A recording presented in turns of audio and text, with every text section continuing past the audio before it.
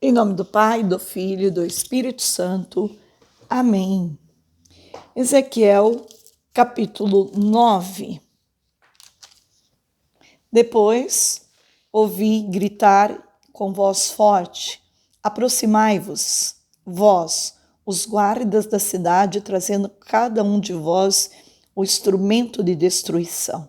Surgiram então do pórtico superior que olha para o norte, 6 homens trazendo cada um na mão o instrumento de destruição. Encontrava-se no meio deles uma personagem vestido de linho, trazendo à cintura um tinteiro de escriba.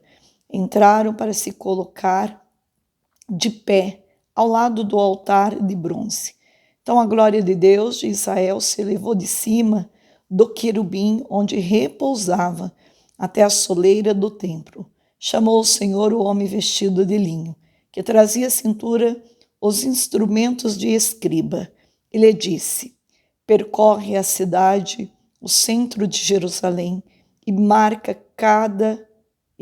com uma cruz na fronte os que gemem e suspiram devido a tantas abominações que na cidade se cometem. Depois, dirigindo-se aos outros em minha presença, disse-lhes: percorrei a cidade logo e em seguida, e feri. Não tenhais consideração nem piedade. Velhos, jovens, moços, moças, criaturas e mulheres, matai todos, até o total extermínio. Precavei-vos, todavia, de tocar em quem estiver assinalado por uma cruz. Começai por meu santuário. Começaram pelos anciãos que encontraram defronte do templo. Manchai o templo, disse-lhes, e enchei de cadáveres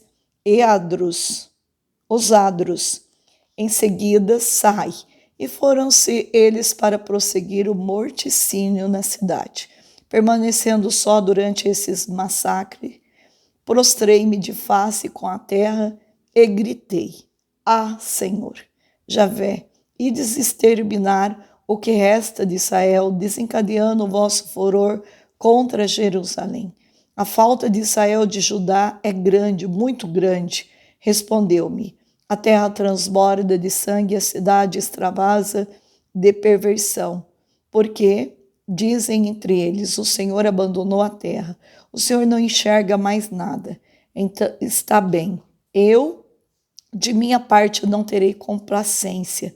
Eu me mostrarei impiedoso, farei recair sobre a sua cabeça o peso de seu proceder.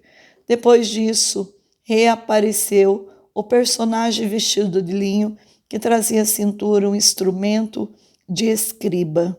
Vinha prestar contas. Fiz o que me ordenastes. Palavra do Senhor, graças a Deus.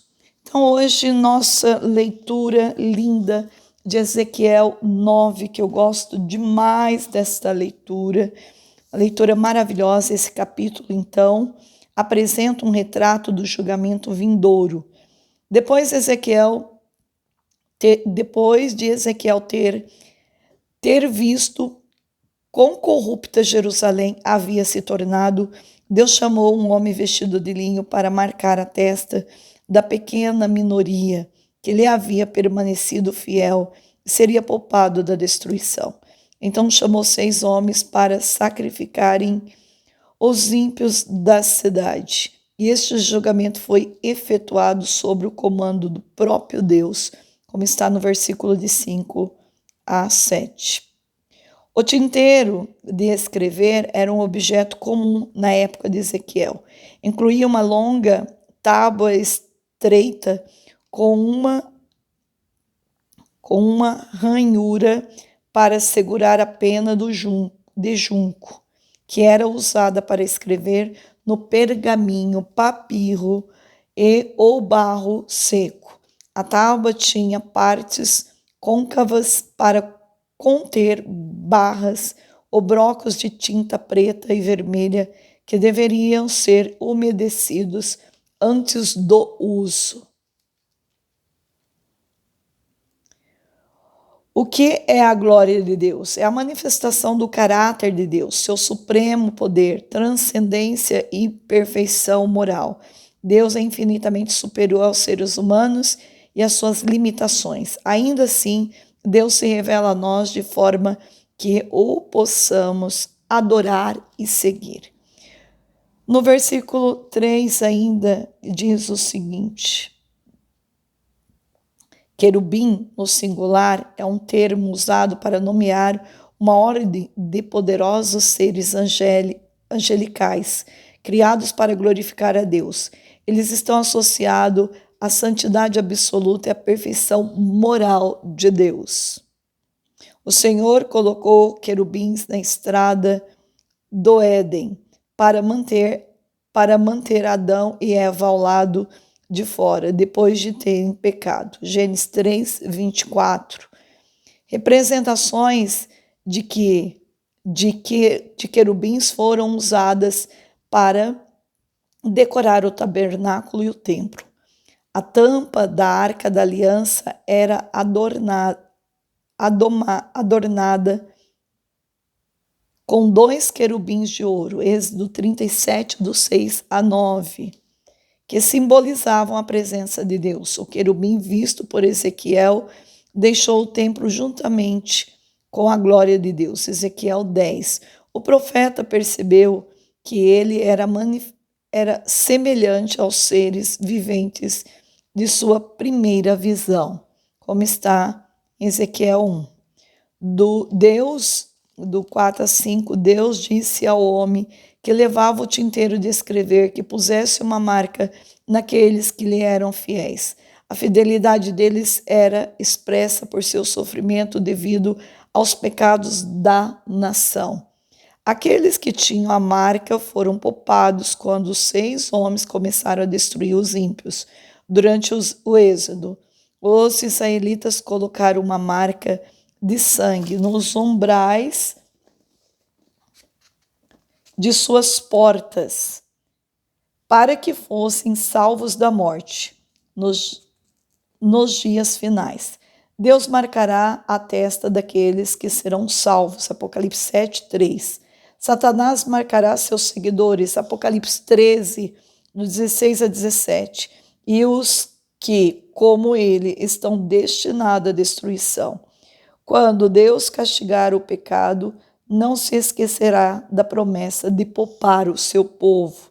Os líderes espirituais, como está no versículo 6 de Israel, promoveram ostensivamente suas convicções idólatras, e o povo abandonou a Deus para segui-las. Os líderes espirituais são especialmente responsáveis perante Deus, porque a eles é confiada a tarefa de ensinar a verdade, como está em Tiago 3, 1. Quando antes se perverteram, podem levar um incontável número de pessoas para longe de Deus e até causar a queda de uma nação. Não é surpresa, então, que Deus tenha começado a julgar a nação pelo templo, como está em 1 Pedro 4,17. Como é triste pensar que o templo, o lugar onde deveria ensinar a verdade sobre Deus, estavam ensinando mentiras. O povo disse que o Senhor havia abandonado a terra e não veria os pecados dos judeus. As pessoas têm muitas explicações convenientes para facilitar o pecado. Dizem, não importa, todos fazem isso, ou ninguém jamais saberá. Você procura desculpas para o pecado. Justificá-lo é modo mais fácil de cometê-lo. Mas estes argumentos não convencem a Deus, nem cancelam o castigo. A palavra de hoje é uma palavra, assim, para mim, assim, muito forte, muito linda. Primeiro, nós precisamos voltar a ungir as nossas portas em forma de cruz, com água benta, com óleo, né? Selar as portas da nossa casa. Precisamos ter o hábito de abençoar, ungir a nossa fronte, os nossos carros antes de sair de casa, isso diariamente, as nossas camas antes de dormir. Esse pequeno hábito é um hábito de proteção. A cruz sagrada é a luz do nosso caminho, é a força da nossa vida. Ter esta experiência diária de buscar no simples, no ordinário da vida, o extraordinário. Então nós precisamos entender que os fiéis, aqueles que são íntegros, aqueles que estão se esforçando para viver um projeto divino, esses serão poupados de qualquer tribulação. Mesmo que vier ventos contrários, como diz a Madre Paulina, não precisamos ter medo, porque Deus está com o justo, com a raça do justo. Deus defende o justo, Deus cuida e Deus protege. Mas aqueles que estão andando dentro de uma via de desobediência, de idolatria, então esses só a misericórdia de Deus para alcançá-los. Senhor Jesus Cristo, Filho do Pai, enviai agora à terra o vosso Espírito, fazer que o Espírito Santo habite no coração de todos os povos, a fim de que sejam preservados da corrupção, das calamidades da guerra. Seja a Senhora de todos os povos, que de início foi Maria, a nossa advogada. Amém. Que Deus Todo-Poderoso nos abençoe em nome do Pai, do Filho e do Espírito Santo. Amém.